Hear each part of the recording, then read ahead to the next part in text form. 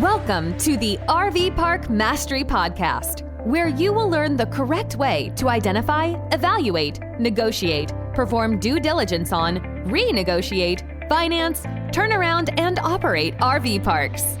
And now, here is your host, the fifth largest owner of RV and mobile home parks in the U.S., Frank Rolfe. We all know about the value of bonding with sellers, but what about bonding with lenders? This is Frank Rolfe, the RV Park Mastery Podcast. We're going to talk about the simple fact that you will be a much more successful RV park investor, a much happier person if you have a really good working relationship with your bank. Now, what is bonding? Bonding is this magical thing that happens when two people form a friendship that allows their business relationship to transcend to another level. They trust each other.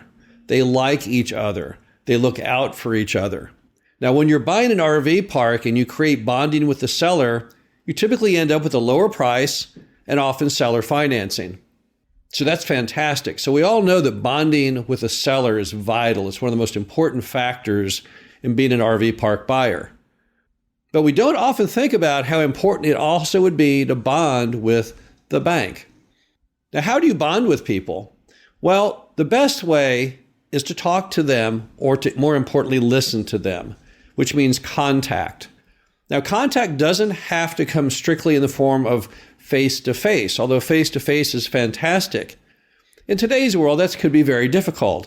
And certainly, if you are many, many miles away from your banker, nearly impossible.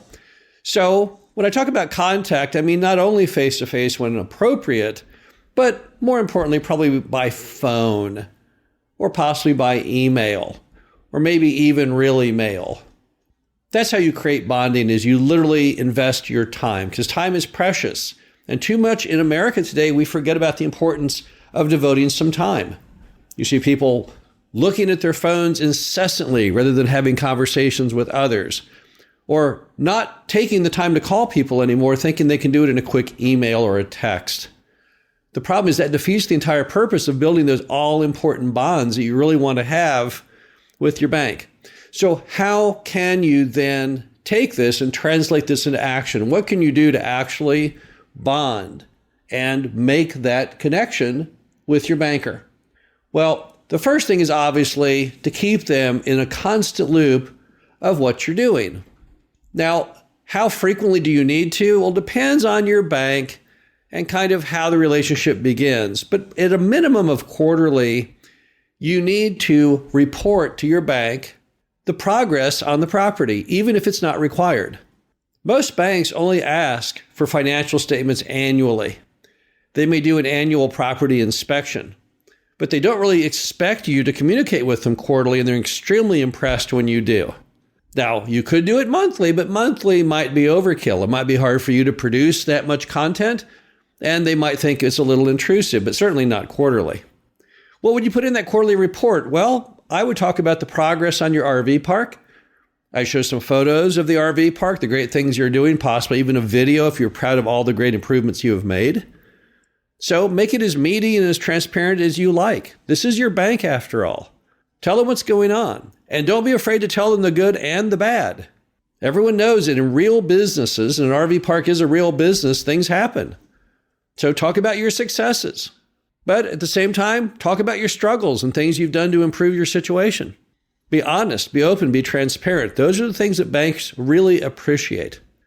I would also do a follow-up call, even if you send them a quarterly report of some type with photos and videos of showing them what you're doing and talking about the things that you've done. Maybe you've increased revenue 20%, you've increased net income 10%, whatever.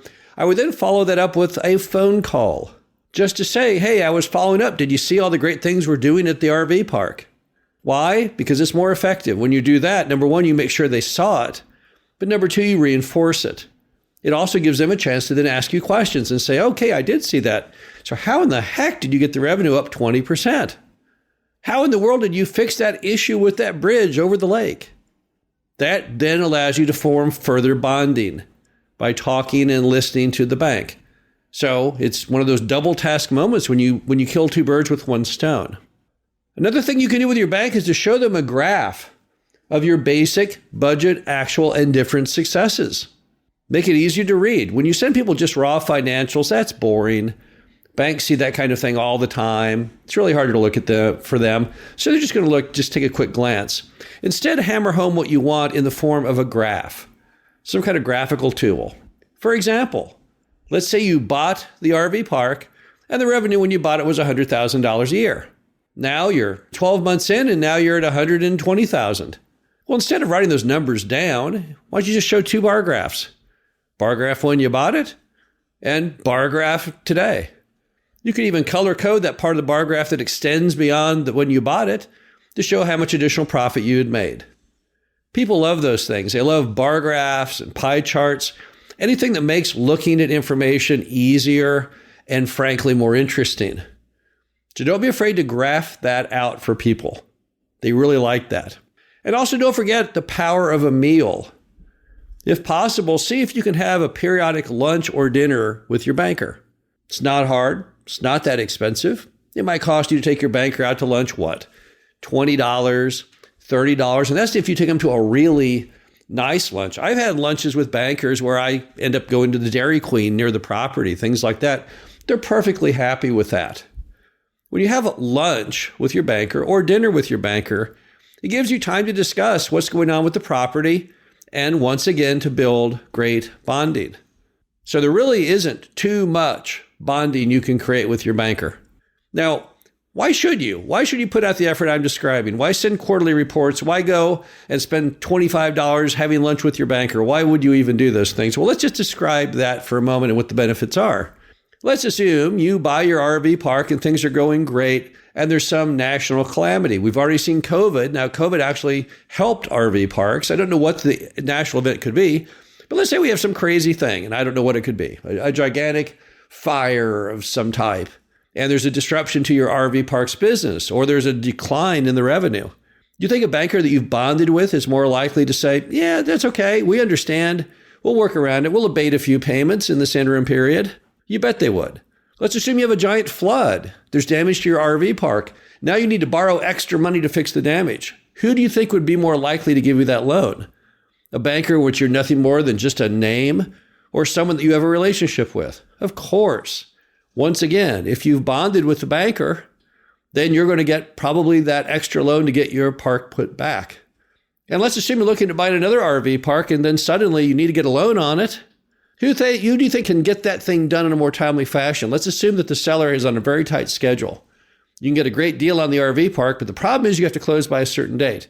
And that's very soon approaching. Who do you think is more likely to get that loan done for you on that expedited basis? The lender you have great bonding with, or the lender you've never even talked to before?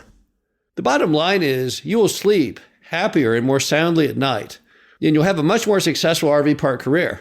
And you might meet interesting people that you really enjoy and look back on your deathbed and say, wow, I'm really glad I got to know that person, if you'll put forth the effort to bond with your banker.